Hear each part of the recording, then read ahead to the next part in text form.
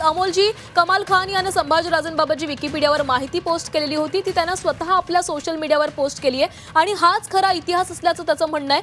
काल त्यानं ही पोस्ट केलेली आहे, मात्र अद्यापही त्याच्यावर कोणतीच कारवाई झाली नाहीये. काल माननीय मुख्यमंत्री महोदयांनी याविषयी कारवाई करण्याचं आश्वासन दिलं होतं. त्याबद्दल मी त्यांचे आभारही आपल्याच चॅनलच्या माध्यमातून मांडले होते. परंतु आता मुख्यमंत्र्यांवर सुद्धा ही जबाबदारी आहे की त्यांच्या कथनी आणि करणीमध्ये अंतर राहू नये. आणि कालही मी ज्या पद्धतीने सांगितलं, विकिपीडियावर दोन मुद्दे होतात. एकाने कोणीतरी ट्विट करणं, एखाद्या माणसाने ट्विट करणं, ते ट्विट हटवण्याच्या संदर्भातली कारवाई ही नक्की सायबर सेलकडून करता येऊ शकते.